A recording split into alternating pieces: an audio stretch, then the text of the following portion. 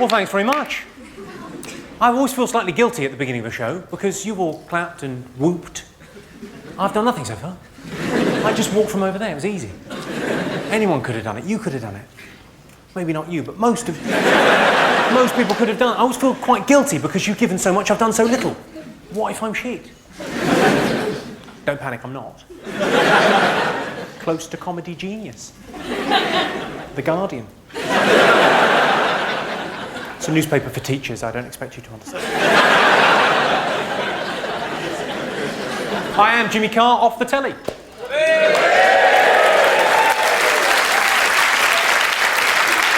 I know that because people come up to me and say, Jimmy Carr, off the telly.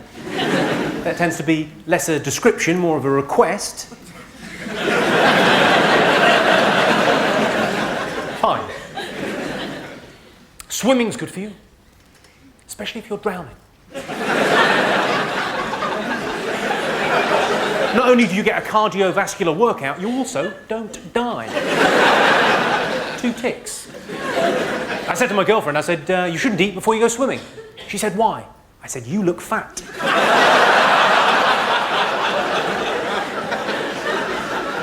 I've got a friend whose nickname is Shagger. You might think, that's pretty cool. She doesn't like it.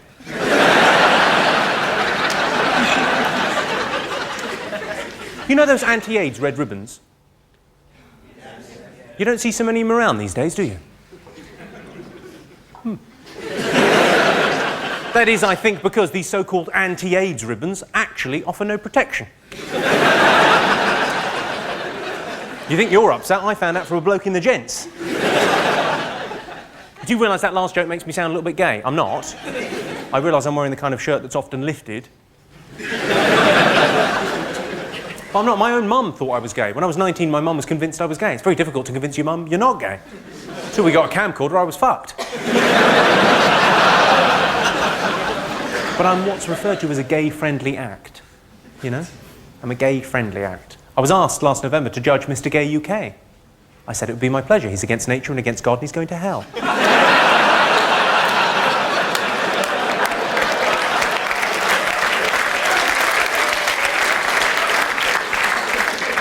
I think it's okay to tell that joke because it's almost impossible to offend a homosexual man.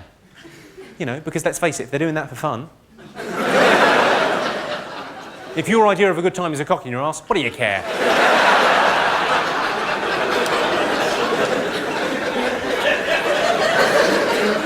We've all thought about gay sex, though, haven't we?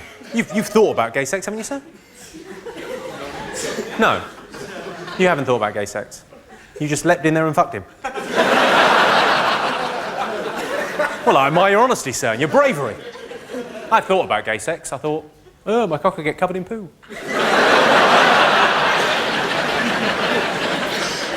You're sniggering. What's your name, blonde lady? Who...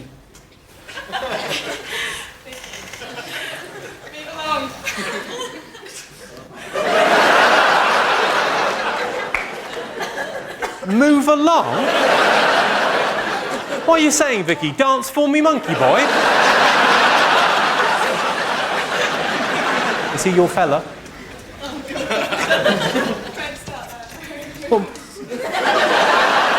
Well, what do you mean? He's either your fella or he isn't. Is he your fella? Yeah. Sorry, she's saying yes, and you're saying no, and you've gone really red and you look really embarrassed. They're fuck buddies.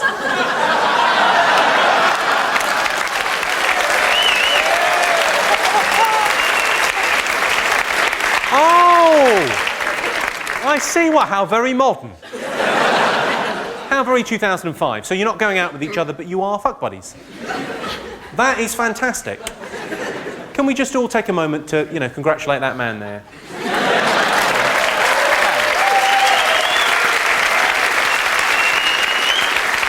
A lot of work has gone into that. A lot of work has gone into that. He's had to buy a Cosmopolitan for a couple of years. Sorry? Her parents are going to watch this. And they'll know that you're a dirty little hussy.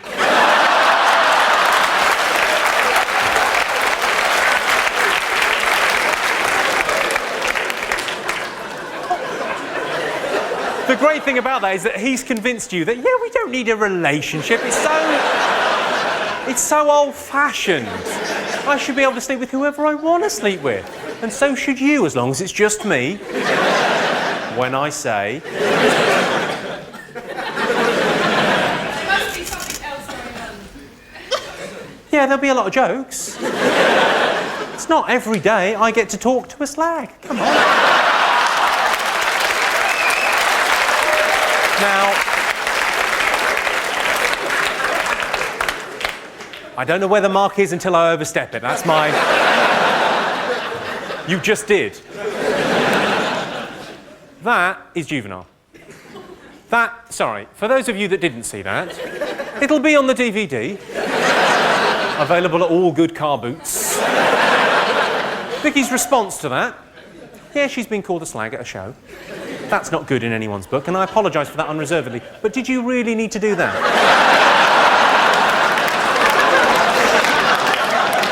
God bless you. I was doing a gig a couple of weeks ago. I got talking to a girl down the front and asked her where she was from. She said, I'm from outside Birmingham. I said, really? So am I. What part of Birmingham aren't you from?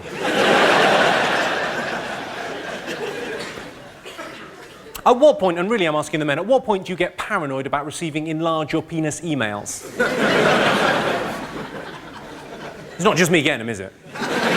It's just I'm currently getting about 10 a day. 8 of them are from my girlfriend. The 2 from my mum that really hurt. It's a rather pitying look you're giving me there, madam. I don't need your pity, frankly. I'm not particularly well hung, but I don't mind admitting that. I'm not embarrassed or ashamed, because I know that any woman that thinks being well hung is important is just shallow. Maybe that's not quite the right term to use.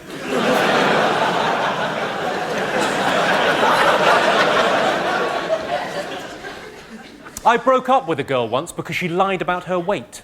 I say that, she died in a bungee jumping accident.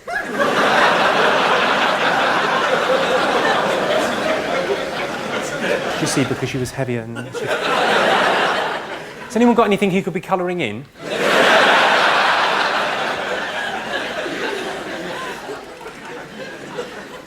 You look like some kind of surfer dude. What's your name? John. John? Where are you from, John? The United States. Well done. John, do you know the difference between a British soldier and an Iraqi soldier? You know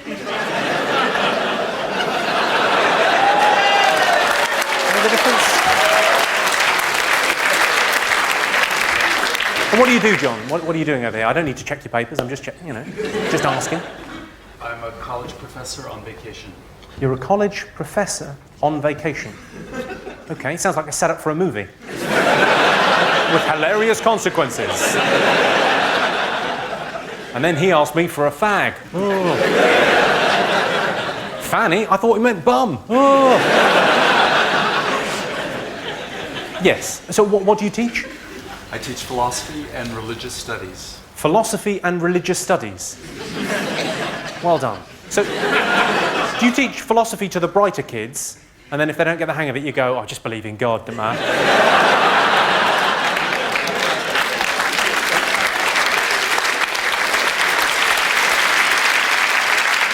Well, I'll tell you why I've asked you all to come this evening, ladies and gentlemen. I'd like to talk to you about men that like obese women.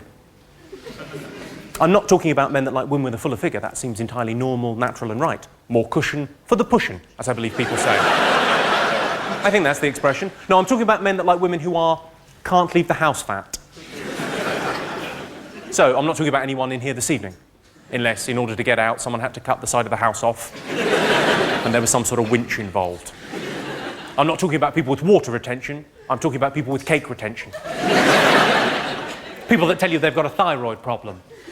You say, oh, really, a thyroid problem? What are you taking for that? Pies?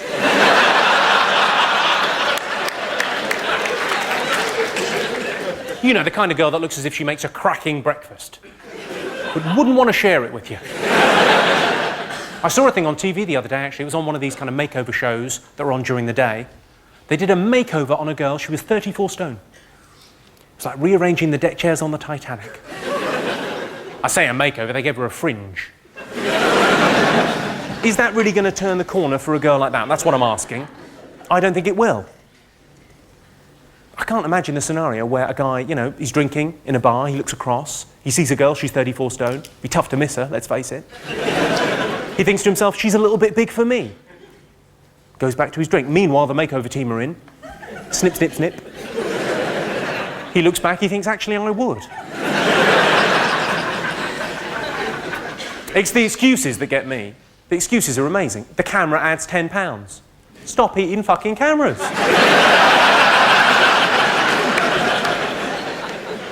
The reason I've become obsessed by this topic is because of a couple of documentaries on TV. There's one called Fatties and Their Feeders.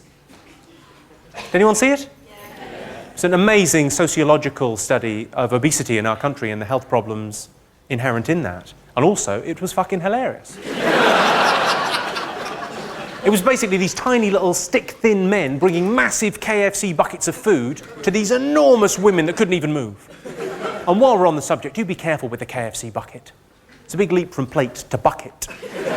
But from bucket to trough, not very far at all. The other one that was on was called Chubby Chasers. I like the title, Chubby Chaser.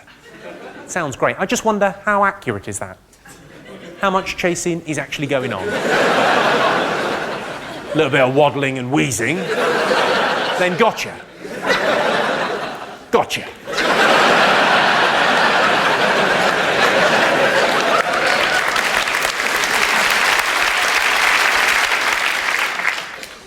The male gypsy moth can smell the female gypsy moth up to 7 miles away. And that fact also works if you remove the word moth.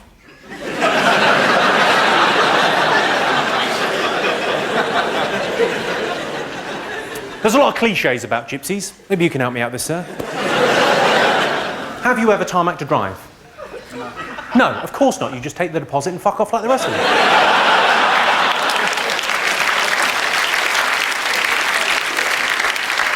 You've been what, sir? Block paved a few. You've block paved a few? Yeah. Yes. You see, to my mind, that would be the same thing. I love the fact you've made a distinction. Ever tarmac to drive? No, I'll block paved a few, but I can't imagine that's what he's getting at. What's your name? Lee. Lee. Hello, Lee. Hello, Jimmy. It's like a love... Yeah, nice to meet you, Lee. What? No, it's lovely to have you in. You seem to have taken that in the right way. I did that joke at a gig a couple of weeks ago. See, when I do that joke, I've got to pick on someone from the audience. So what I do is I look around quickly and I pick on someone who looks like a bikie. Not a problem. Anyway, I did this joke in Southend. Yeah, I picked on a big guy down the front who was laughing along with everything. He took it slightly the wrong way. Really, like, properly insulted. Came up to me after the show and threatened me. But he was pretending to be a lot posher than he was. Because he was saying, well, I'm not a gypsy, so he's pretending to be really posh. And he tried to threaten me without swearing. That's a tough thing to do. He used the phrase, knuckle sandwich. And then he said, rather epically, do you like hospital food? No, I didn't say anything because I was a little bit afraid. On reflection, of course, I should have said, I'm with Booper, it's delicious. I've got a choice of 3 starters. Do your fucking worst. Oh, sorry, Lee, I've labelled you a chav. I didn't mean to. I quite like the term chav. I read it in the papers before I heard it out loud. I thought it was pronounced chav. Don't kick off, Lee. I'm middle class, but I'm hard. Al dente, you might say. If you got the al dente reference, you're middle class too. Well done. Things I genuinely really, really like gypsies. I've got some Romany blood in me on my mother's side, and I think it's an alternative lifestyle, but I think it's a good one. And the people that don't like gypsies, they're always saying, oh yeah, these travelling people, you've got to move them on. Isn't that playing into their hands?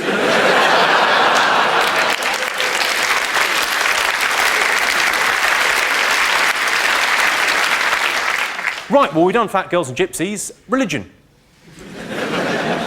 I used to be quite religious, and I'm fascinated by lots of religious groups. There's some brilliant ones. There's the people that wear the armbands, WWJD. Stands for What Would Jesus Do? And Christians wear them to remind them to be more like Christ in everyday life. They sort of see that and oh, what would Jesus do in this situation? Yeah. For the most part, they're very effective. They make people so annoying, you want to nail them to a cross. My absolute favourite Christian organisation of all time. It's called Christians Against Teenage Pregnancies. That's the Everest of hypocrisy, isn't it? If Jesus taught us nothing else, he taught us that the unwanted babies of teenage mums can turn out all right. You look as if you didn't quite understand that. Do you know who the protagonist is? It's Jesus. Born at Christmas or Easter. You must have heard of him. King of the Jews. Best Jew ever. He could walk on water. Well, he probably couldn't walk on water. His mum probably just exaggerated. He was probably very good on ice skates. He died for your sins. Cunt. I said to my girlfriend, I said, on Saturday, how would you like to go shopping with the girls, get yourself some new shoes, get your hair done in a different style, and then go out for a couple of bottles of Chardonnay? She said, that sounds brilliant. I said, good, because we're breaking up.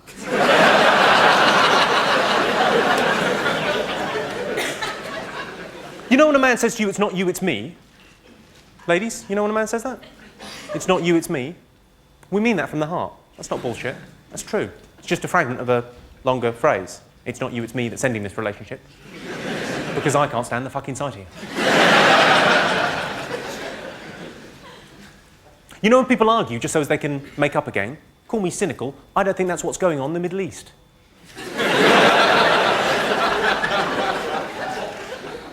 John Merrick, the Elephant Man, he was cruelly taunted all the way through his life. John Merrick was cruelly taunted all the way through his life. People said to him, you're the ugliest man in the world.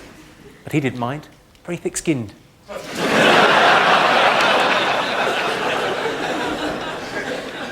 Does anyone know how John Merrick died? Anyone? In his sleep? Are you getting death mixed up with sleeping? You don't write gravestones for a living, do you? Not dead, just sleeping. Well, dig him up then. He'll be fucking livid. I know what you mean, though, because it's in the film and they take away a pillow and then people with elephant heads can't lie flat, as we all know. Yeah, if you like, why not? It's only a film. That's only a film, not actually how it happened. Any other suggestions as to how he died? Wanking. He died wanking. I don't know if you can die wanking. Hang on, I'll ask.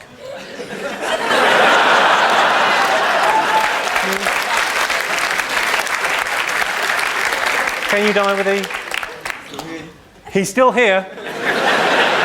That is a good response.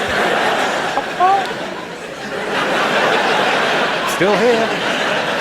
I've had some great suggestions recently from the audience. Too many sticky buns. Be a great way for the Elephant Man to go. Another person said, a somewhat ironic allergy to peanuts.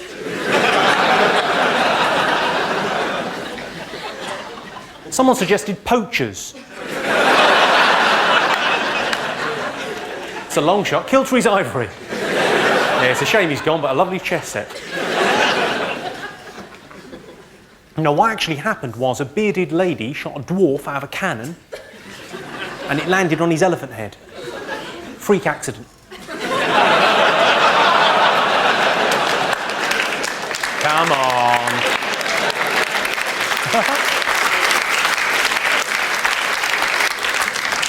Has anyone here been to Alton Towers? Yeah. What do you think? Do you enjoy it? I enjoyed it. Yeah, it's great. Shit. Go on, who was that? Was you? Did you have a shit time? It was awful. My God. Tell me more. The best thing about it, we robbed the fruit machine. Sorry, the best thing about Alton Towers was we robbed a fruit machine. That is an amazing sentence. Sorry, sir, your time as the gypsy this evening is now over. That is... Forget it. Forget it. You have been out-chavved. Well, you went to Alton Towers and your complaint was not enough to nick.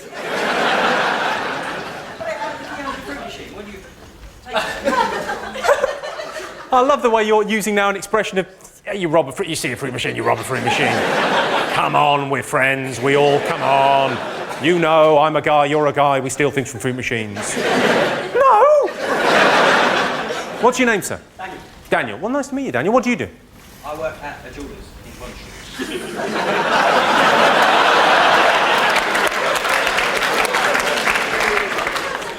Unless you're the cleaner, they've made a massive error of judgment.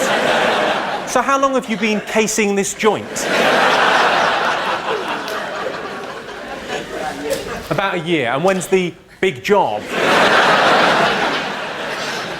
This is great. Do I get paid extra if this ends up on Crime Watch? Well, I liked Alton Towers. I thought it was good. I thought, you know, Alton Towers is good. Who thought it was good? Yeah, it's all right. It's like a poor man's Disney. Sort of place you might send a child who's dying of something that isn't that serious. What's he got? Asthma? We'll have a whip round. I'm making no promises.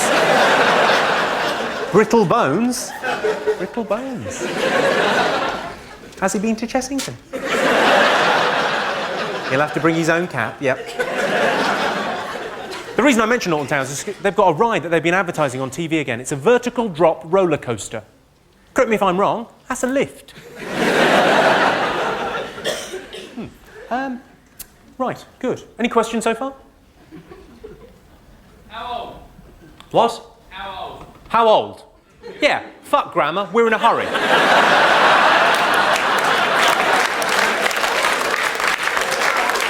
How lazy is that? How old? Not how old are you, or would you mind telling us how old you are? How old? 28.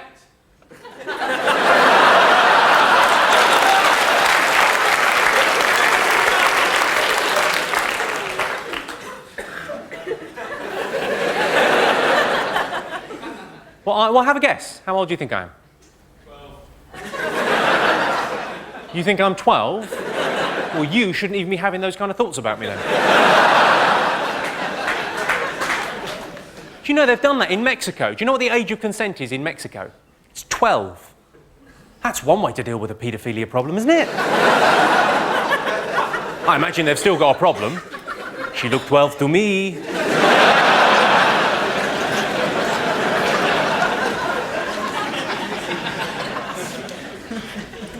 I didn't always used to do this for a living. I used to work for an oil company. It was the same sort of thing. It was telling lies to strangers. But that was a bit more awkward. That was much more, yeah, don't worry about Nigeria. That'll be fine. When I did used to work for a living, I was always very jealous of the women that I worked with because women have the best excuse for a day off sick. I love a day off sick. Marvellous. Duvet, very nice and comfy. And women have the best excuse. The best excuse, as we all know, is women's problems. And the reason women's problems is the best excuse is because women's problems is the end of a conversation. Why didn't you come in yesterday? Women's problems.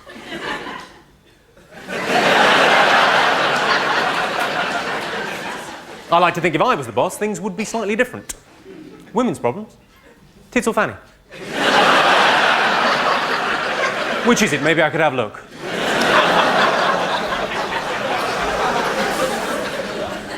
Well, I suppose I should really tell you a little bit about myself. Before I do, can I just ask, you two there, you look quite young. How old are you? 18. You're 18? Yeah. Are you? Yeah. Really? Yeah. Are you adding 6 years to your age? Because you think I might be a fucking idiot? You're 18, but you've got a growth hormone problem of some description. Not even, you're genuinely 18? Yeah. God, I've forgotten how young an 18-year-old boy looks like. Is that a bad thing to say? It's quite bad, isn't it?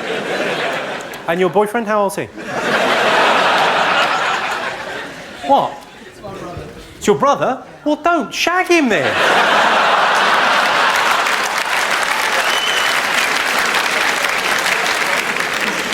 I noticed that your shirt, is that a fashion thing? It looks like it's covered in spunk. No, honestly, stand up and turn around. It's an amazing shirt. It's probably... What? Come on. Look at that.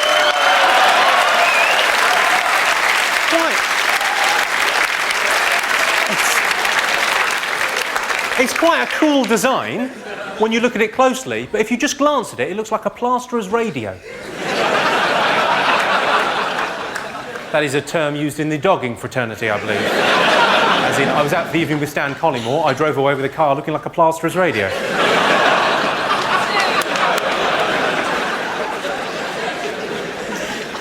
Well, I should, I suppose, you know. talk about myself a little bit. I grew up in Slough in the 1970s. If anyone wants to know what Slough was like in the 1970s, go there now. Actually, I went back recently. There's a sign as you drive in, it says Slough twinned with Montreux. I'll tell you this much, they're not identical twins.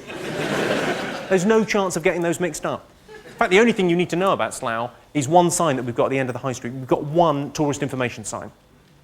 Most towns of any note have many. We've just got the one. You know the ones that say, you are here? We've got one that says, you are here, but someone's added a question mark. So it now reads, you are here. Your travel agent is a cunt.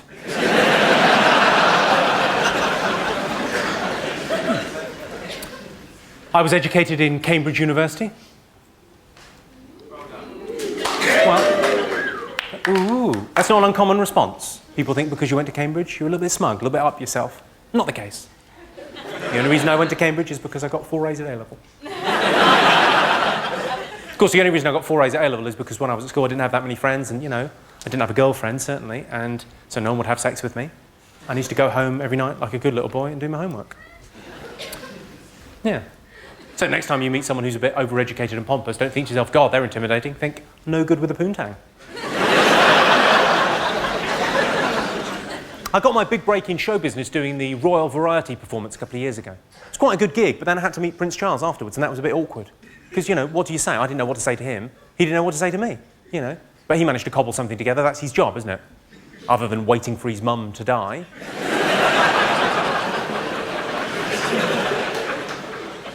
He cobbled something. He said, very funny indeed, very good deadpannery. Now, we all know deadpannery is not a real word. But it's his mum's English, he can say what he fucking likes. The great thing about being on TV a little bit is you get asked to do interesting things. I was asked last year to go on Countdown. I couldn't believe my luck. I thought, brilliant, I'll definitely do that. Because I've always had a thing for Carol Vorderman. I've always liked her. Not just because she's fit. No. Also for her mind. Although that's not what I tend to say. I tend to say I wouldn't mind fucking her brains out. Think about it, it'd take ages.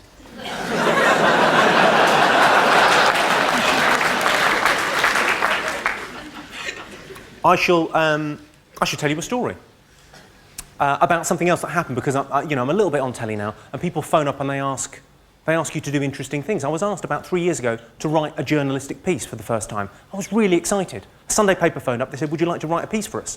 I immediately agreed, and as the conversation went on, it transpired it was a piece for the motoring section called "My First Crash." I think I would have said no, but I'd already said yes earlier in the conversation. So, you know, what do you do? I said, yeah, okay, fine. And in the end, I was quite pleased with what I wrote. I wrote about sort of, 250 words on my first crash. I said, what happened was I went on a driving holiday, flew into Barcelona, rented a car, went around Spain, Portugal, France, just staying in sort of 3-star hotels and B&Bs and just kind of hanging around, yeah? And the idea was we would end up driving back to Paris, get the Eurostar back. You know, go first class, be quite exciting. It had only just opened, so it was quite an exciting thing. We slightly mistimed it. So we're kind of late getting back into Paris. This is the days before, sat-nav. So we've got maps out, we're trying to work out how Paris is, it's a complicated city to get round. It's late at night. We got cut up by loads of guys on scooters, just in an underpass, we just clipped a Merc.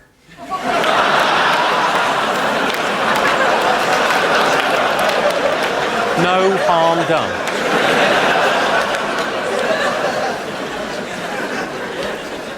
Have you all seen that incredibly powerful commercial where every time a famous person clicks their fingers, a child dies? I was watching it, I couldn't help thinking, stop clicking your fingers.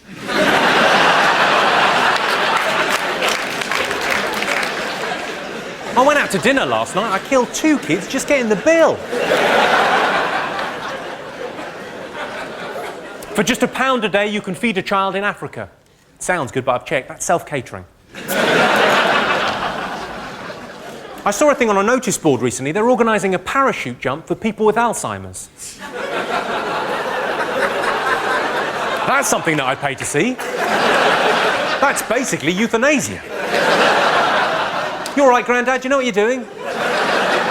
I fought in the war. That's as maybe. 1,000, 2, 1,000. Are you my nephew?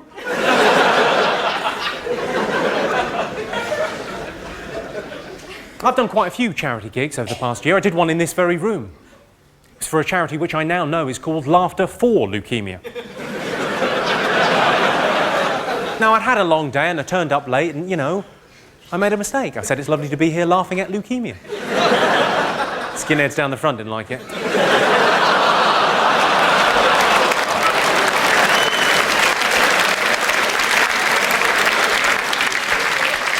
I was in Los Angeles last year. I did a gig for The Big Issue. They were relaunching The Big Issue out there, and they'd organised this big sort of gala gig. They asked me to do 5 minutes. I said it'd be my pleasure. And what they'd done, which I thought was quite interesting, they'd invited a lot of the homeless people along to the gig. So a whole section of the audience were homeless people, vendors of The Big Issue in Los Angeles. And I thought, what a brilliant thing, because you think hungry and homeless, but you don't think, you know, they could do with a night out. Night out's not the right phrase, but you get my drift. I walked out, I said, it's lovely to see so many bums on seats. This didn't translate, really. This is the problem with doing charity gigs for other people. What you want to do is have your own foundation, your own kind of, you know, your own charity. That's the brilliant thing that kind of big A-list celebrities get to do. They get to have their own charity. I'd love to do that.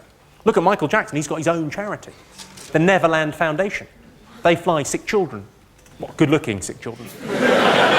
They fly good-looking sick children who look as if they could keep a secret into the Neverland Ranch, and they give them massive cash payouts.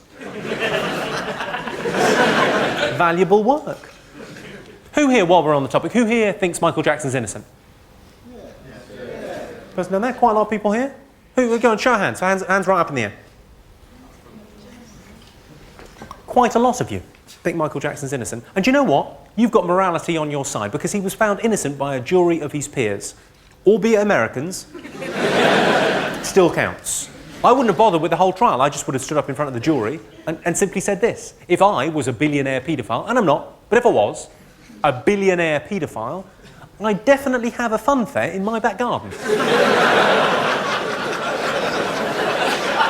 He couldn't be any more dodgy if his house was made out of sweets.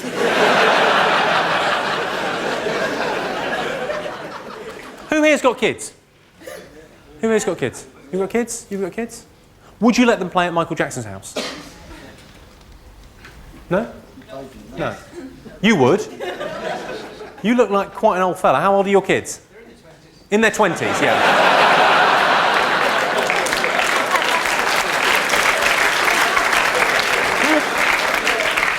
Would you have let your children play at Michael Jackson's house when they were about 12?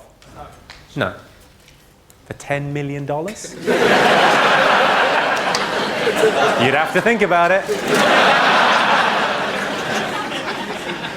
What I'd like to do is start a Jimmy Carr Foundation. Yeah? It's a good idea, isn't it? I'm only I'm a D-list celebrity, but, I could build and grow. I've got a couple of ideas for charities. I'd like to workshop them this evening. Good. I'm glad you're so keen on the idea. The first one, well, there's a terrible problem, a global problem, with amputeeism in sub-Saharan Africa because of all the landmines. Now, there's a lot of charities dealing with the landmine problem, picking up the pieces there. It's a bad choice of words, I know, but there's a lot of charities dealing with the landmines and clearing the landmines, but very few dealing with the residual problem of a lot of people with only one leg because the other one's been blown off. Yeah? That's a serious global problem. That almost looks too big to tackle, yeah? But we in the West, we've got our problems too. Who here in this room can tell me they don't have a problem with odd socks? What I'm saying is you take those two problems, you put them together, what have you got? You've got a solution. Odd socks for Africa, who's with me?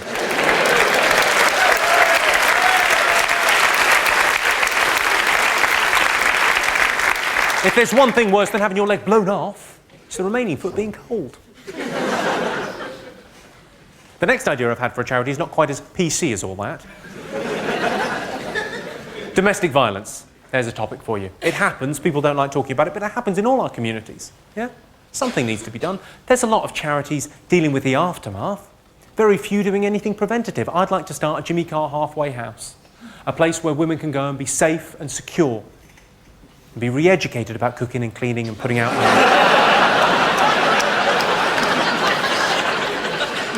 Doesn't need to happen. There's nothing sad in the seeing a woman with two black eyes. She's been told twice, she just doesn't understand. You're looking slightly disapproving there, madam. You're right. I like the fact that you two look incredibly rock and roll in a sea of middle class. What a wonderful thing. What do you do? Are you in a band or something? Me? Yeah. No, I work in a shop called Cyber. Called Cyber what? Cyber Dog. Cyberdog? Where do you think I got this? Hey? It's rubber on the inside. I might have a funky underpinning. I don't know what a funky underpinning is. That's how unfunky I am. Were you expecting more thrash metal at this gig? Yes, I'm sorry to disappoint. And your partner there, so you've got a similar look about you. What do you do, sir? I manage a fetish clothing shop. You manage a fetish clothing shop. Whereabouts? Covent Garden. Covent Garden. It's a great spot for it. What's the weirdest request you've ever had in the store? Someone wanted a douchebag fitted to a catsuit. Someone wanted a douchebag fitted to a catsuit. They're all words I vaguely understand, and yet when you say them, what? Hang on, what's a douchebag? It's a special facility that you attach to the catsuit so that people can defecate into them at will. Oh, a douchebag! Oh, I thought you said something else. Oh, all right. The device I have on my catsuit so I can defecate at will. Surely if you've got a catsuit on, you should really be going in the sandpit. Are you off to buy a... Did we just say defecate at will and you were off? Have you been hypnotised at some point?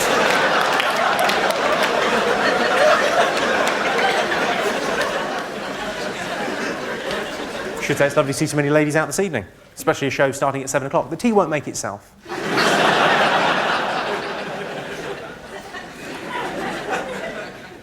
You're just staring, quietly judging. Yes, quite right. No. You look quite annoyed. I get it from him all the time. You get it from him all the time, do you? You lucky girl.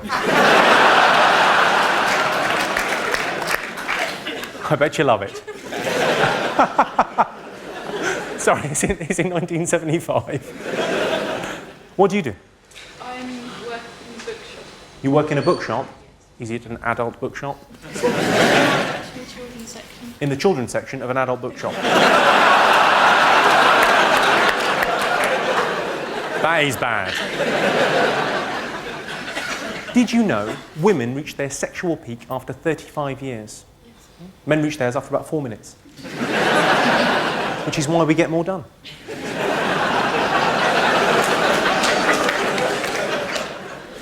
My girlfriend said to me, "Have you been having sex behind my back?" I said, "Who the fucking hell do you think it was?" And another thing, it wouldn't kill you to turn around once in a while, check how I'm doing. Are you all drinking this evening, ladies and gentlemen? Are you drinking? Yeah, quite a few of you. I like drinking. I prefer being drunk than getting drunk. I'm not very keen on beer and wine, but I like the interesting things you order when you're drunk. The drinks that no one ever orders sober. Aftershock is a prime example. You know that weird pink fluid? No one's ever ordered that. So the designated driver has never walked into a bar and thought, well, I can have one drink, can't I? They've got beer, they've got wine, they've got spirits. No. I'll have a pipette of Aftershock, please. It's the same with the Flaming Zambuca. No one's ever ordered one of those sober. You have? You've ordered a Flaming Zambuca sober? It's your drink. You order Flaming Zambucas. The clue as to why you shouldn't order one, madam, is the fact it's on fire. It's the equivalent of walking into a kitchen going, I'm a bit thirsty. There's a glass and a tap, and then spotting out the corner of your eye, a gas hob. The only reason I could possibly think of to order a Flaming Zambuca when sober is if you meet a girl and she's something just a little bit special. Yeah? Maybe you've been out on 2 or 3 dates, you've established she's beautiful, she's intelligent, she's funny. You think you might be in love with her, you think she might be the one, but she's got a bit of a problem with facial hair on the top lip.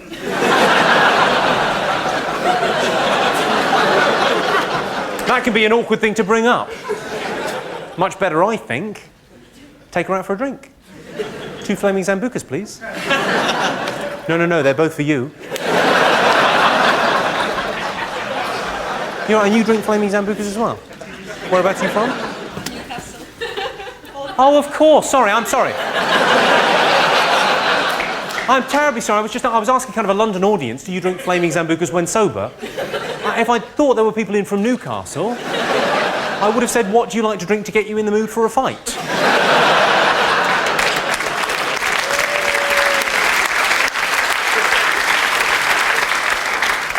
So what, you down here on the Rob, or what are you up to?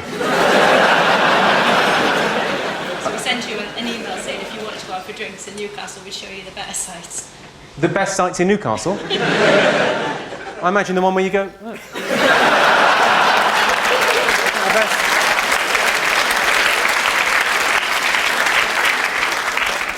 I know this isn't particularly PC, but I still can't forgive the Germans for the way they treated my granddad during the war. Passed over for promotion time and time again. On Remembrance Sunday, do spare a thought for the German ex-servicemen. At least our old soldiers are remembering winning. Now shit's their day out. I was in Germany recently doing a comedy gig. I was flown out there to do one of these corporate gigs. I thought, comedy, Germany, it's missionary work. Went out there, did a comedy gig. The gig went fine, but on the way back there was about a 3-hour delay at the airport. Now I thought, that's not a problem, I've got an iPod and a computer. I was quite, busying myself. I was quite happy. The guy I was travelling with, the guy that organised the corporate gig, was livid with this 3-hour delay. And he said, with no hint of irony, he said, yeah, say what you want about Hitler. At least when he was around, the trains ran on time.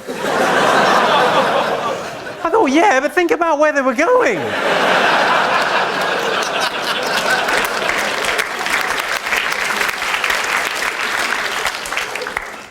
I was in Edinburgh last year. I saw a sign in a window. It said, watch batteries fitted. I thought it was probably not the best show on. There's a sign up in my street saying the priorities of the traffic lights have changed. There's another sign saying, children, please drive carefully. I was driving on the motorway. I saw a sign on the back of a truck, a little sticker, said, how am I driving? I thought, well, if you don't know... I've got a sticker on the back of my car. It says, keep your distance. I just need a little space right now. It's not you, it's me. You've got a question? No, I've got one of those, right? You've got one of those? In the curry house near where I live. Yeah. Try one of our curries, you'll never get better.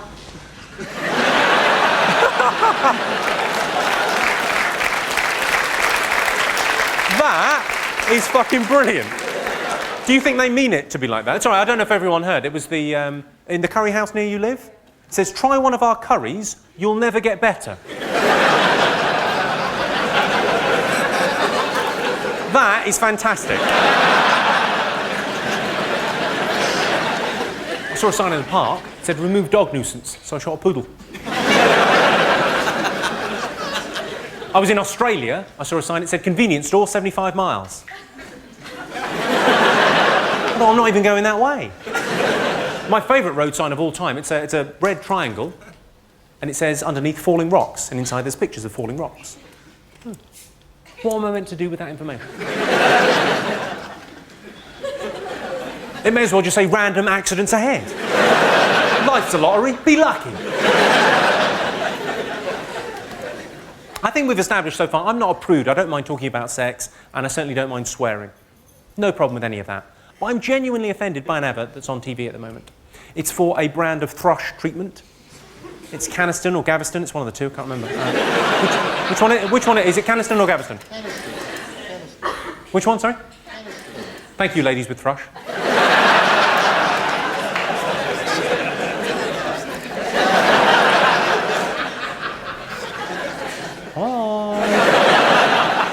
The reason I'm offended by it is I just don't see the point. Who's watching that and thinking, this is a well-made commercial? I like the actors, I like the script, I like the sort of tagline at the end of the ad. I'm going to buy some of that. I don't have thrush, but I'm going to buy some. Or who's sitting there going, that looks interesting, I might buy some of that. I'm baking bread down here.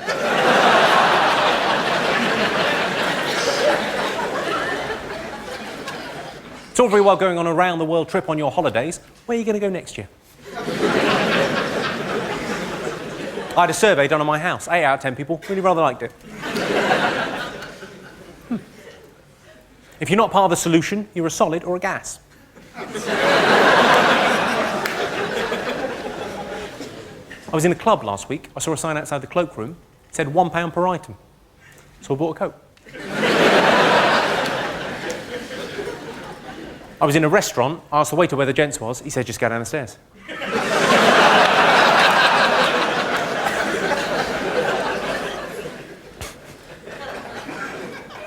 Try our curries, you'll never get better.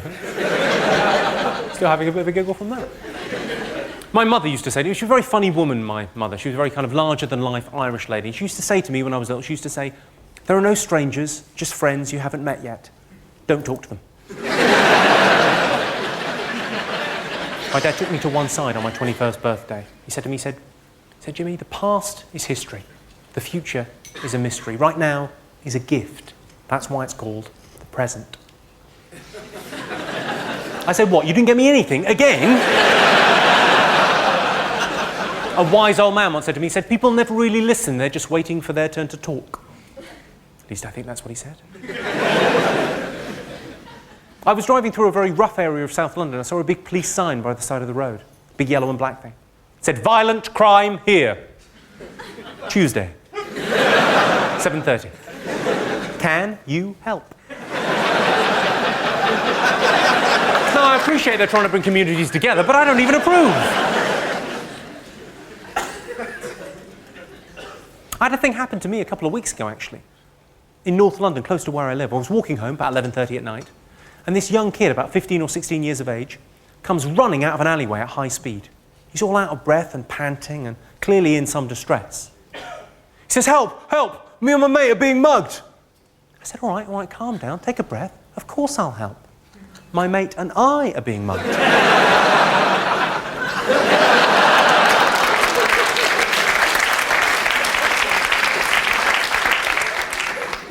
In the pursuit of scientific answers, animals have been tortured for the past 100 years. They're still not talking. I'm starting to think they don't know anything. I saw a brilliant bit of medical research that's been done recently. They've come up with a new product. It's like Viagra. It's like a Viagra inhaler that will give a man an erection within 30 seconds. Correct me if I'm wrong. A Viagra inhaler that will give a man an erection within 30 seconds. That's a blowjob. Another company spent hundreds of thousands of pounds researching the Atkins diet and came to the conclusion that it can cause depression. Now, I could have told you that without any need for research. That's just deductive reasoning. Everyone knows fat people are jolly.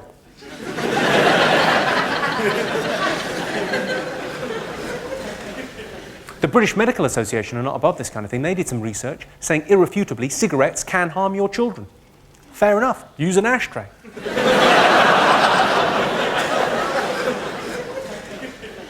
I worry about my nan. If she's alone in the house and she falls, does she make a noise?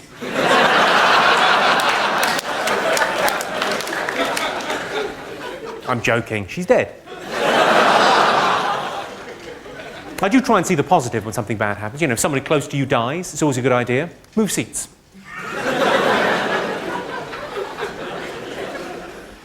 I remember when my nan was really ill in hospital, we went to visit her in Limerick, in Ireland. Went over to see her, and it was, you know, near the end, and the doctor came out, and he said to us, he said, oh no, she's very bad now. She can't breathe without oxygen. I thought, where did you get your medical degree? The internet? All I'm saying is every cloud has got a silver lining. You can always see the fun in something, even if it's, you know, something tragic and terrible. You know, we've all been to funerals, haven't we? We've all been to a funeral at some stage. It's a very sad event. But, you know, every cloud has a silver lining. You know, and a relative, an elderly relative at death's door is a day off waiting to happen. What's a funeral? It's about an hour. It tends to be in the morning. The rest of the day is your own. I don't want you to judge me, ladies and gentlemen, but when my nana died, we went bowling.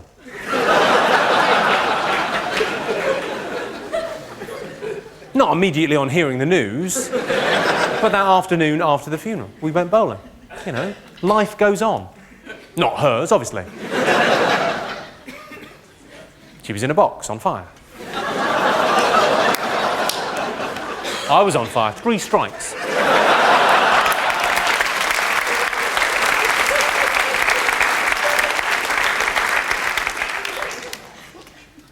Old bit. I could see a couple of kind of older gentlemen. How old are you, sir? You look a little bit older than. Yeah. 70. Well, 70's quite old, I think. Yeah. Nice to have you here, sir. Nice age range. What do you do? Fine. Well, you've earned that, frankly. Some of these fucking layabouts. I bet it was different in your day, wasn't it? 70, I bet you were loving the anti-German stuff, weren't you? Yeah, fuck them.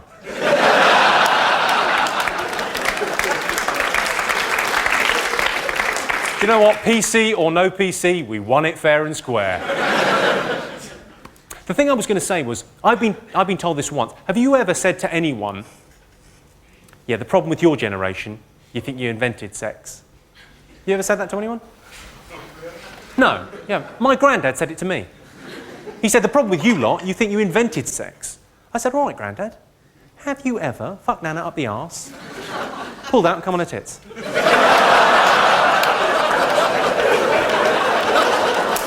Turns out he had, that's what killed her.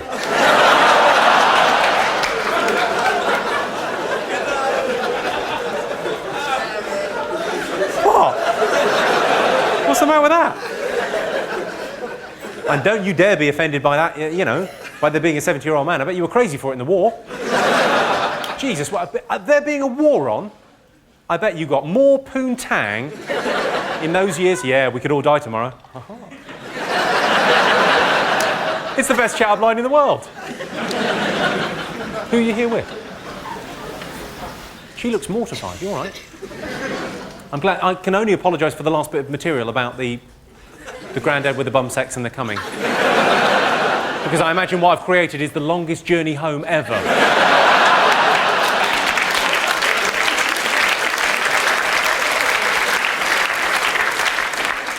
Yeah, Dad, I enjoyed the show.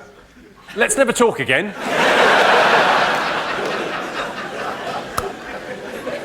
Oh. Right, what else was I going to talk about? It's 18 years since the Chernobyl disaster. Is it just me that's surprised? Still no superheroes.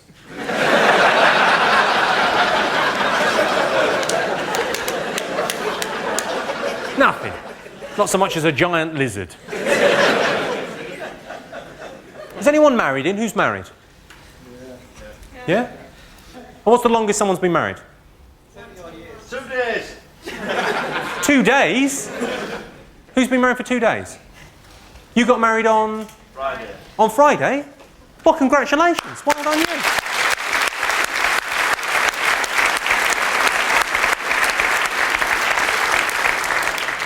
And can I ask, is she pregnant or is this a proper one? Sorry? I've done that already. You already have a child? And now you got married? Get out. Get out of my house! Well, that's a lovely thing. Oh, well, congratulations. Thanks for coming. Wow. You know, you've married that guy. He looks like a great guy. Looks amazing. And clearly, he set the bar pretty low early on. Where are we going on our honeymoon? We're going to see Jimmy Carr live.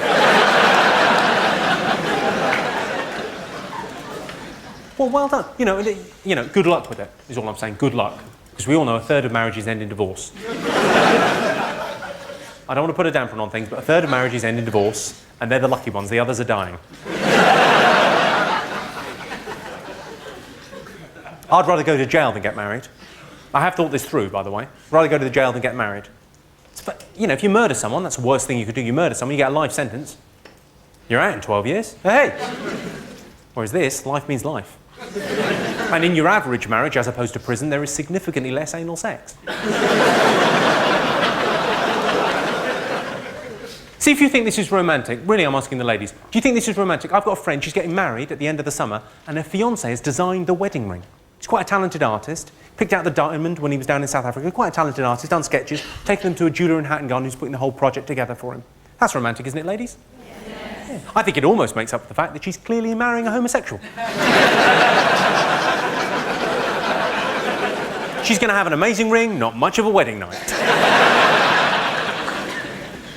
I imagine it'll be something along the lines of, come to bed, darling. I'm just going to walk the dog in the park. We don't have a dog. I'll be in the park.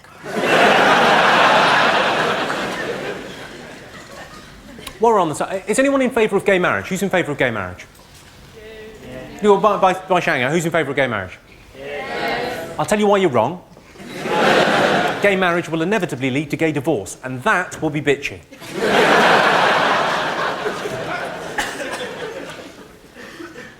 I'll tell you what happened to me recently. I was having a meeting in Mayfair in London, walked out of the restaurant where we were having the meeting, and I bumped into a guy selling the big issue. About 22, 23 years of age, and I got talking to him. I bought the big issue off him. I buy it, I don't read it. I don't mind the big issue, but, you know, magazine for the homeless, there's not one advert for a flat. They're not trying, are they? Anyway, got talking to this guy, I asked him what was going on in his life. He said, I'm looking for somewhere to live. I said, right. We're in Mayfair. Did you not play Monopoly when you were a child? You want to get yourself down the Old Kent Road, mate? It's not just an expression, beggars can't be choosers. I've got a cautionary tale for the men in the room. This concerns, you know, the kind of ability that men have got to say something immediately. They don't think about it, just walk straight out. Or didn't know I'd said it. They kind of think it and then talk at exactly the same time. This happened to two friends of mine, Dave and Susan. They've been going out for years and years and years, 10 years, since college. Susan went home for the weekend to see her parents. They had Sunday lunch together, they got a little bit tipsy over lunch. Nothing the matter with that, you would think. Lovely.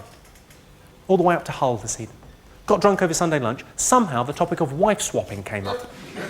And her parents, for a joke, said, oh, we were terrible for that back in the 70s. Oh, keys in a bowl at a party. Oh, terrible. Oh, always doing it. We don't know who your real dad is. They said that to their daughter.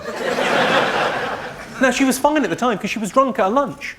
But then on the train ride home, she starts to feel a bit grimy and horrible and, oh. And eventually she works herself up into a real state. She thinks, well, maybe it was a joke on me. Maybe they were joking, but I was the butt of the joke. Maybe they did do that in the 70s. Maybe he's not my real dad. Oh, God. She got into Dave, and of course what Dave should have done is taken her in his strong, loving arms. Hey, it's just a silly joke. I'll pop the kettle on, I'll make you a cup of tea, I'll run you a bath. Shh. That is what he should have done. And that's not what he did. That's not what he said. What he said, without skipping a beat, I've killed an African child. But what he said, without skipping a beat, straight away, who got your mum?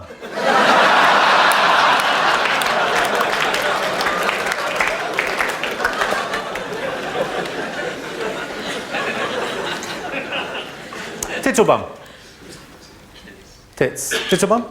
Bum. Tits or bum? Tits. Tits or bum? Tits. Tits or bum? Pecs. Pecs.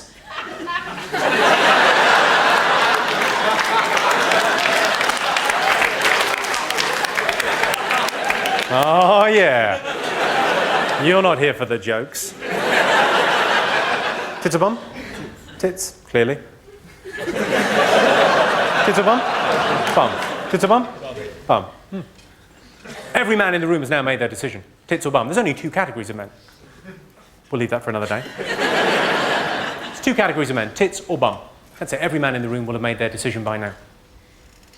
You might be sitting next to someone you've been married to for 18 years. You might be thinking, well, actually, our relationship is a little bit deeper than just tits or bum. We're best friends, there's a spiritual connection, it's been going, you know. It's a little bit more than just tits or bum, Mr. Funny Man. Whereas he'll be thinking, terrific norks. The reason I mention it is because I've never heard a woman make that distinction. I've never once heard a woman say, yeah, cock, I could take or leave. But a nice set of clangers. Oh.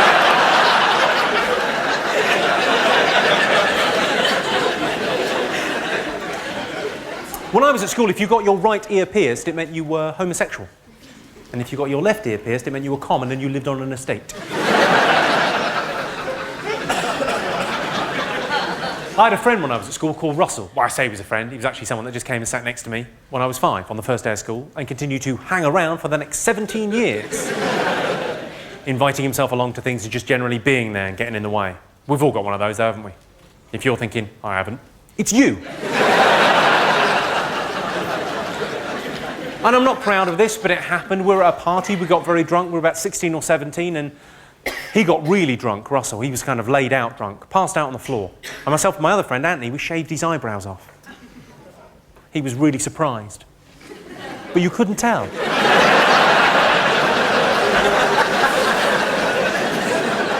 Does anyone in here work in the medical profession by any chance? Yeah? What do you do?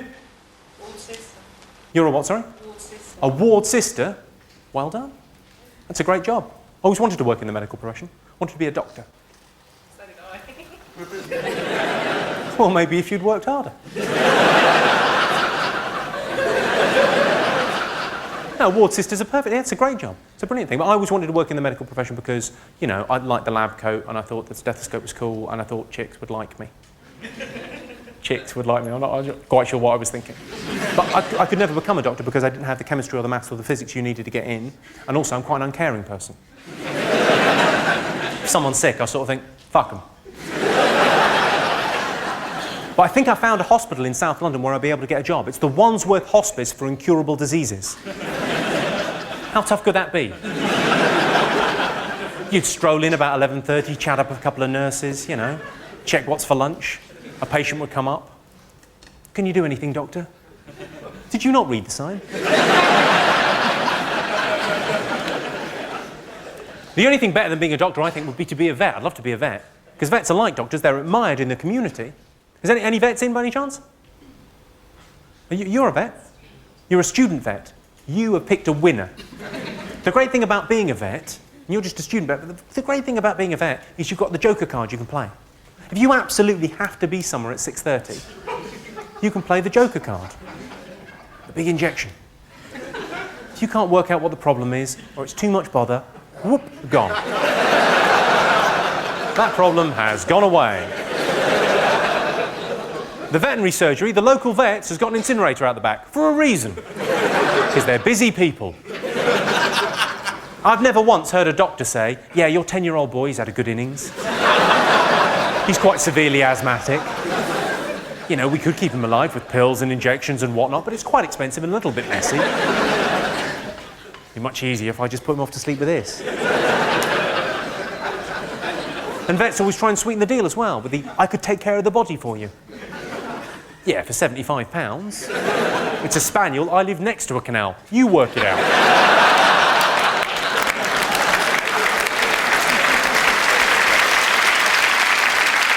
It's got a strange thing with doctors and nurses, because I really do admire people in the medical community, because I don't have, you know, a god in my life, whatever. So doctors and nurses are like secular gods. They bring us into the world, they let us, you know, take care of us when we're alive and let us die with dignity. It's an extraordinary thing. But I've never asked a doctor or a nurse about that. The only thing I've ever asked a doctor or a nurse about when I've met one, either socially or at a gig, is what's the weirdest thing you've ever pulled out of an arse? I'm a gynecology nurse, so we don't generally pull out that orifice. Really? You pulled anything interesting out of the other? Batteries, balls, pebbles, tops of hair tops. Sorry, hang on. Slow down. Batteries, corks, bottle tops, pebbles, tops of hairspray cans. That wasn't all one lady, was it? If it was, do you have a number? She sounds like she'd be up for anything. Wow, that's pretty grisly. I had a story recently from a nurse about, she said the weirdest thing she ever pulled out of an arse was a vibrator. That's pretty plain vanilla, it's where they're meant to go. She said the funny thing about it was when they x-rayed him, it was still vibrating. That's awful, isn't it? For many reasons. I imagine the poor guy doing the x-ray was hitting the machine going, this thing's on the fritz again, he's standing there. What an agonising wait in A&E though. Excuse me, sir, could you turn off your mobile phone? It's not a mobile phone. Well, what is it? I've got a prosthetic cock vibrating my arse. As you were.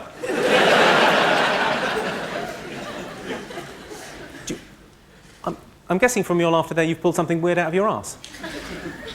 No? There's definitely a story. There definitely is. It just made you laugh? Yeah. Did it? What, when it came out or when you put it in? Do you know what, we'll leave it. Do you all carry donor cards, Bloomsbury? Clearly not. Well, you all should carry donor cards. It's a no-brainer. If you die and you're in reasonably good health, And I realise that's counterintuitive. But if you die and you're in reasonably good health, you can help 70 people. 70, not just one or two, not just the major organs. They can take so much. They can harvest the body and help so many people. 70, they reckon. You should all get a donor card. The only thing I've written on my donor card is a clause in biro. I've said I'd like all 70 things to go to the same person. Because that way it's less of a donation, it's more a hostile takeover. It's just me with new kidneys. Hooray. I went out to dinner with my girlfriend. Out of nowhere, she said, "Would you still love me if I was a cripple?" I thought, hang on. That's a silly question. I'd leave if you put on half a stone. Obviously, I didn't say that. I said, yeah, I'd prefer it.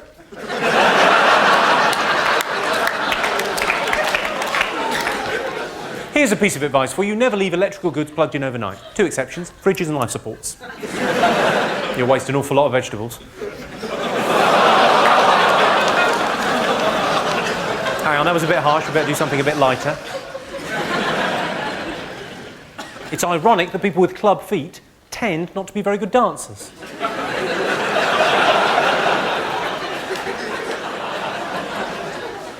Has anyone here read Stephen Hawking's Brief History of Time? Did you understand it all? No. Well, fair enough. I understood about half of it. I think that's pretty good going, though, when you consider he wrote it with a straw. Cut him some slack. There's bound to be some typos.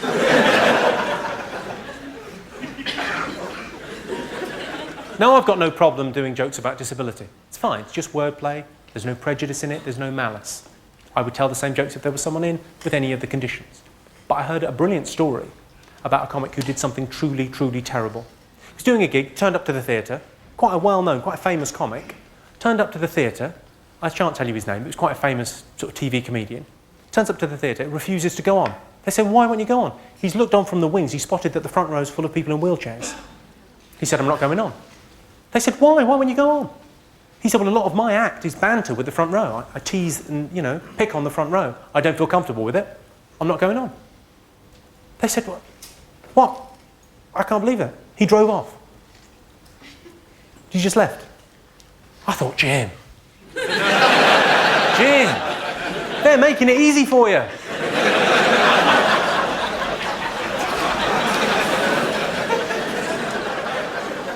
What is it about being blind that makes you want to walk the dog the whole time? Say what you want about the deaf.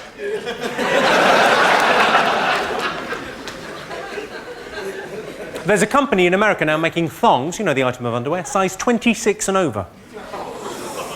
That's big, isn't it? I just question, is it necessary? I think any pair of knickers over size 20 is a thong within 4 steps. We're all familiar with the hungry bum syndrome. I saw a woman earlier on the street, looked like she was chewing a toffee.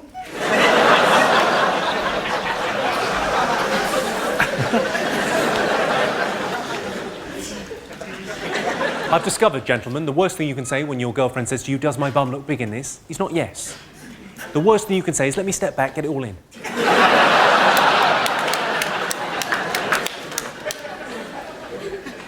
My girlfriend used to get annoyed with me because I used to leave the toilet seat up, so I don't do that anymore. Always put it down. Yeah. Because it's a woman that I love and I want to spend the rest of my life with. It's only a little thing, but a little means a lot. Yeah. Of course, there's no winning with her. Now she's annoyed because it's covered in piss.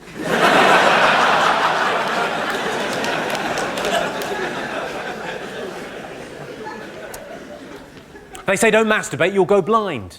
Yeah, only if you get it in your eyes. Aim away. Who do you think about when you masturbate? Her? So do I, she's lovely. That was a good answer. You think about your partner when you masturbate. I think I'll put my hand on my heart, speak on behalf of every man in here and say, when we masturbate, we think about you ladies. We think about our partners, our wives and our girlfriends. Yeah? We think, we do. I do, I always think of my girlfriend. I think, Ocean's walk in. She doesn't even know I've got these magazines. I'd like to end by talking about threesomes, because it tends to divide the sexes. Most men would be quite up for a threesome with 2 girls. Most women don't really fancy that action. If you're asked to bring a friend, you tend to get a little bit offended. And I think it's because men are such bad communicators. You know, when we ask for that, women sort of hear, oh, what? I'm not enough woman for you. You need 2 women to satisfy you because you're such a big man. That's not what we're saying, ladies. What we're saying is, wouldn't it be brilliant if after sex there was someone there for you to talk to? So, Jimmy Carr, thank you very much indeed. Cheers. Good night. Thank you. Thanks very much.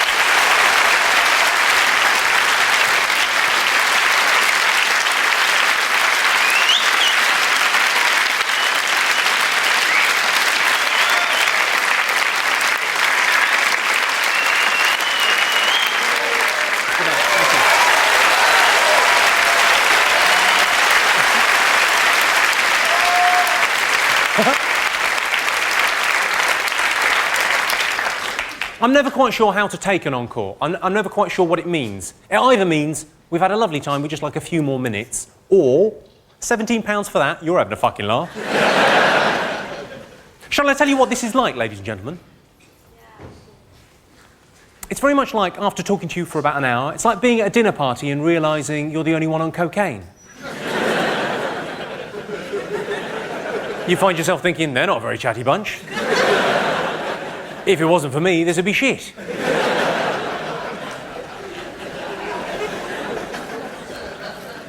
I was going to tell you a story about a gig I did recently.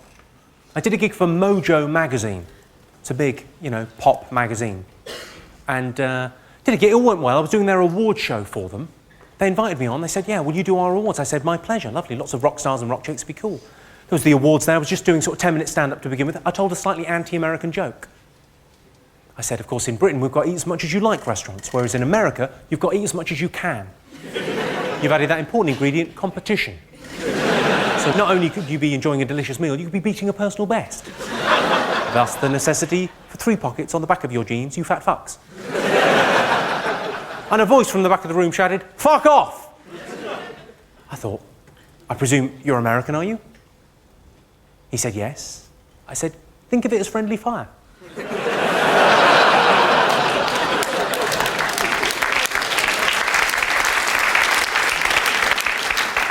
He then shouted, fuck off again, but louder. I thought, well, I better deal with this. I said, I'm sorry, ladies and gentlemen, the only reason I got into comedy and doing this kind of thing is because I thought it would be a bit of a fanny magnet. I wasn't expecting a cunt like that.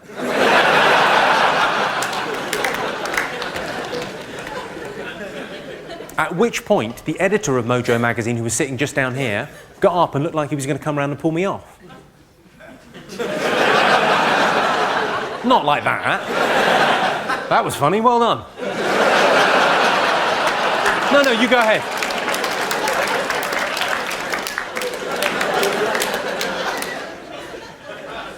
I sort of signalled to him to stop. I signalled to him to stop. I said, I'm sorry, sir, it was a cheap shot. It's a bullseye, doesn't matter.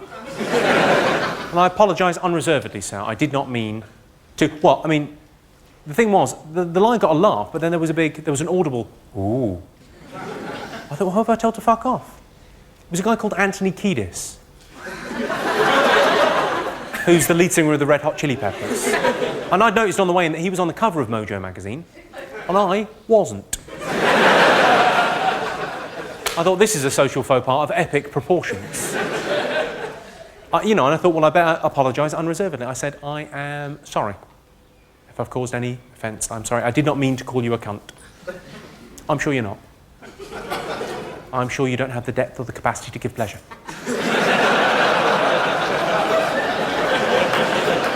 I'd say comfortably 4 minutes later, I was presenting him with a Lifetime Achievement Award.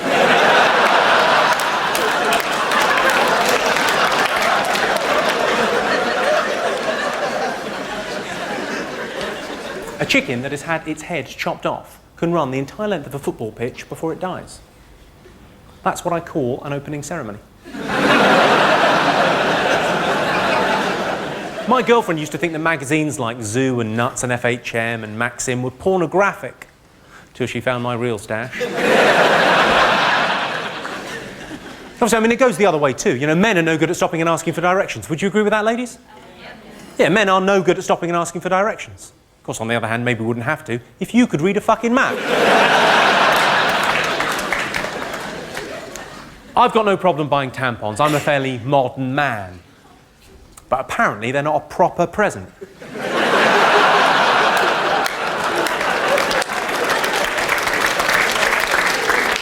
Happy birthday, Mum! Listen, thank you very much for coming out. You've been a great audience. Thank you. Cheers. Good night. Thanks very much.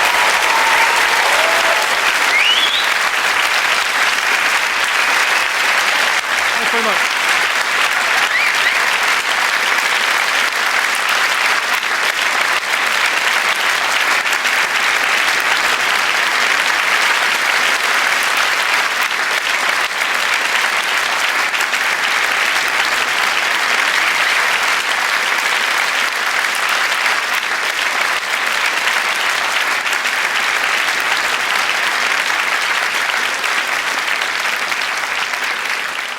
What?